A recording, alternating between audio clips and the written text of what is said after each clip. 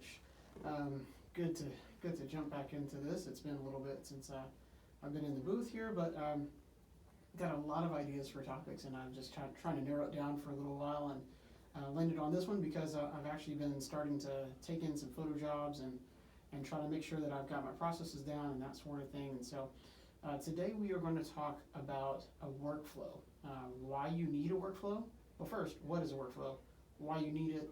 And is it really just kind of something that is just for? Okay, we're gonna cut that. Cut.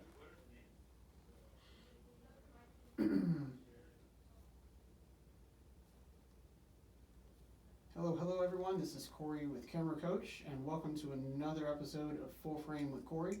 I'm excited to be back in the booth. It's been a little bit since I recorded, so yes, let me get my usual things out of the way first here. My website plug, my shout outs. I think I'm going to do my shout outs first, and just kind of change things up a little bit, I guess, So for starters, let me say thank you to Rogue Media Network, again, for the work that they do, just this recording studio and just managing the podcast and helping distribution, all that sort of stuff. It's actually a great service, so I really appreciate them for what they do.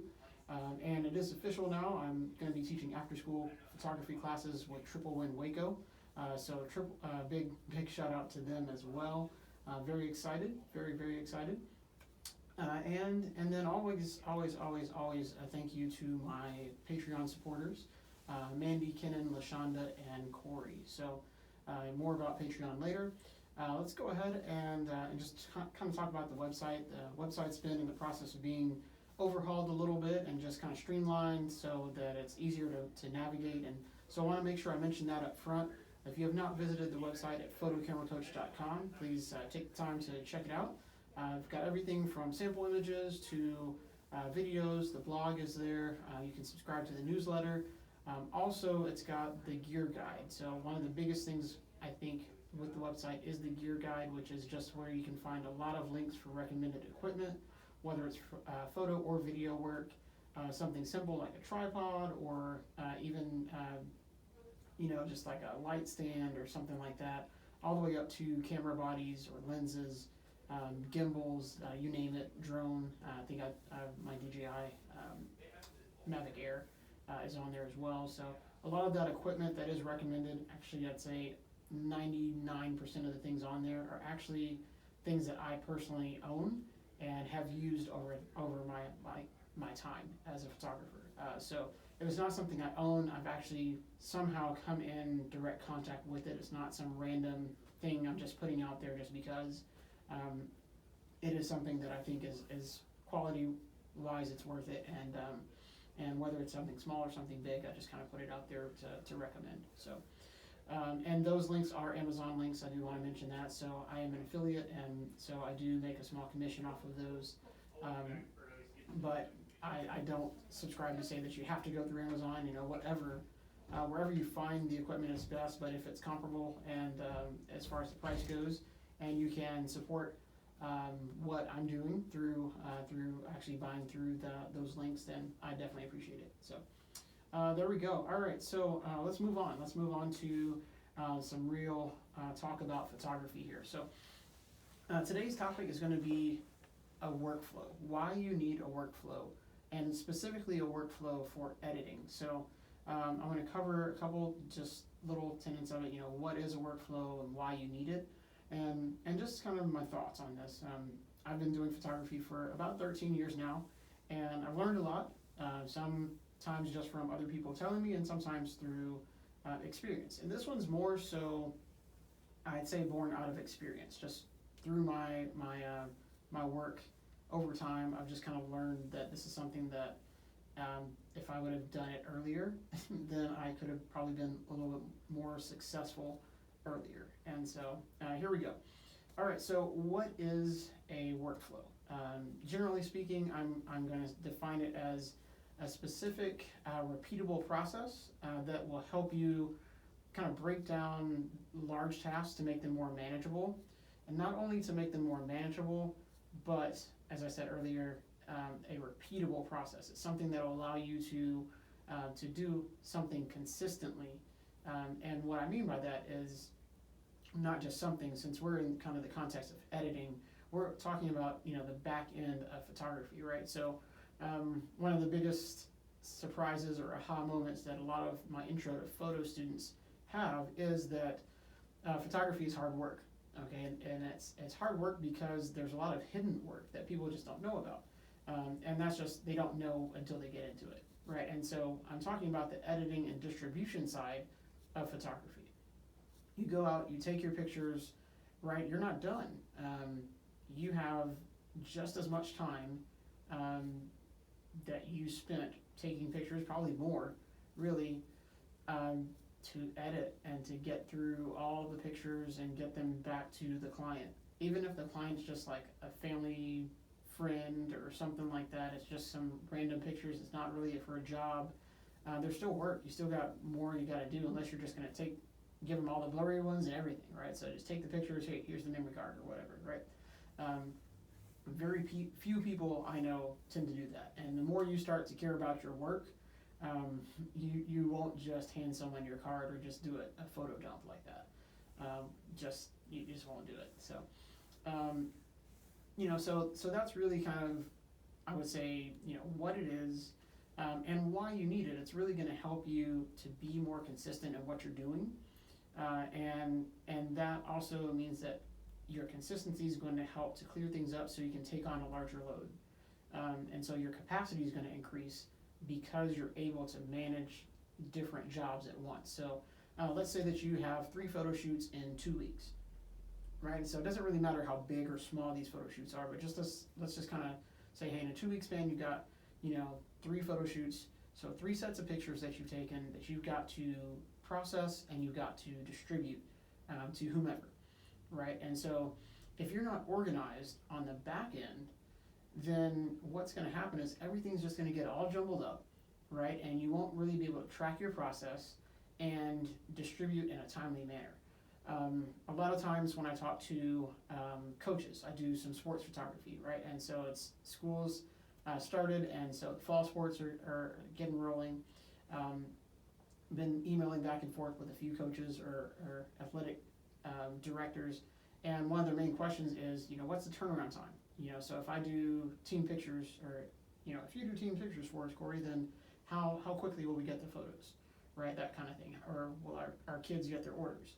And that's seemingly a small question, but for them it's a really big one, because here in Central Texas, I know there's a lot of competition for these jobs, but the biggest hang-up, the biggest reason why people will look for someone else, is actually because it takes too long to get the pictures, or they're non-responsive or something like that. It's usually an issue where maybe that photographer has taken on so much, or they're not organized enough to really facilitate all the jobs that they're doing, and so something kind of falls through the cracks.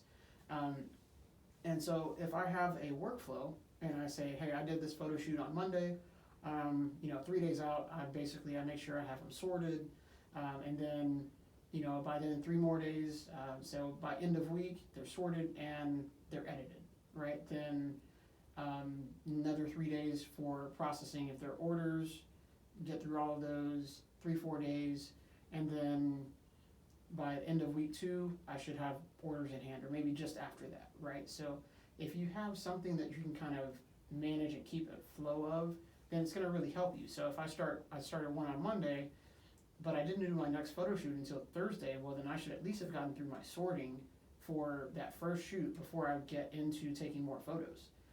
And so it'll help me to track what I'm doing for those individual shoots and not really lose my pacing on anything. And so I think it's really direct. Like this topic, this thing, it's not really complicated, or it's not a mystery. It's just the more processes you can build into your work, and this is not really just for photography, it's for anything. The more processes you have, the more structures you can have in place to help you facilitate your work, to help you just kind of get through in a consistent, timely manner, then the better you're going to become at managing multiple jobs. And the hardest thing for a photographer is to turn down work. You have to be smart, basically, about, well, am I at my capacity, right? Well, can I take on another job? How many, if it's taking pictures of 50 kids, then, you're talking easily sorting through probably 300 or so, pictures or something. You take some extras, all that sort of thing. And so you've got to build in processes so that way you can take on more, and when you take on more, then you can actually manage it, right? And then you make the money that you really want to make, but you're not super stressed on the back end because you're not able to hit your goals. You're not able to get things out in a timely way. And so the bottom line, really, an editing workflow can really help to limit your headaches if you're trying to grow as a photographer, right? So whether you're a hobbyist or you're trying to really grow a business, grow into a business, your workflow is really kind of like a foundation piece that will really help you to stay consistent. And that's something that you don't get a lot of, especially with startups, people that are just starting up as photographers and that sort of thing. That workflow piece is usually kind of not there. And so you get really sporadic turnaround times. And some people will be really happy, some people won't, it's back and forth, very inconsistent. And if you can get yourself in a place where they say, hey, you get consistent feedback saying, hey, this person got me my photos in a great time frame, right? So they told me 7 days, 7 to 10 days, and I got it on day 8.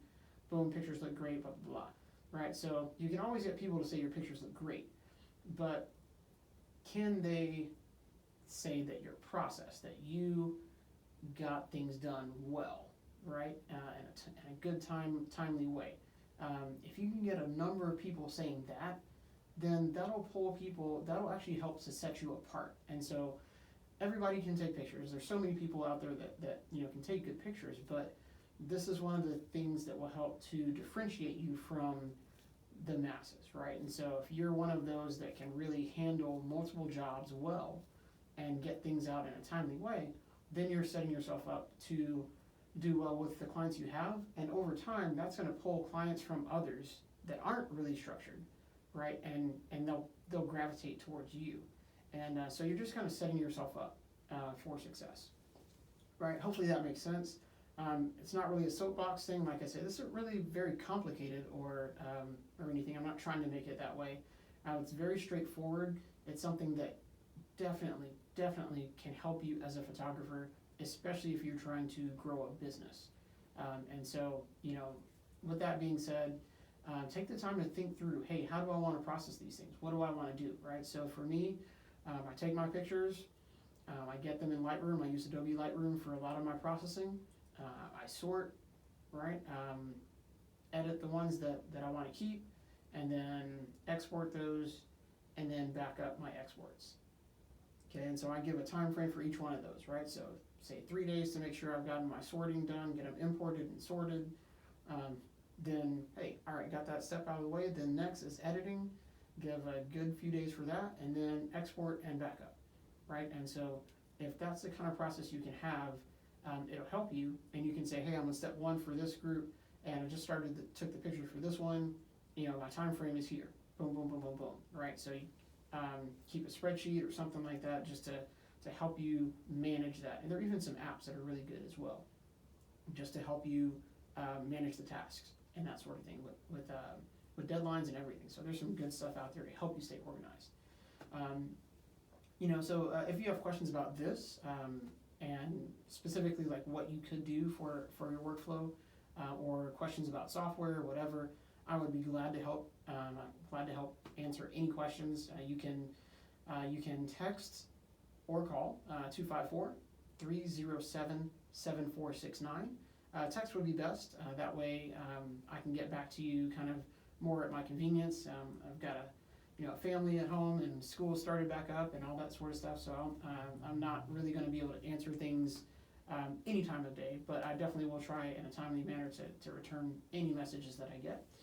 You could email through the website, that sort of thing, but really if you have a question about this, you really want to try to fine-tune your stuff, then I'd be glad to help.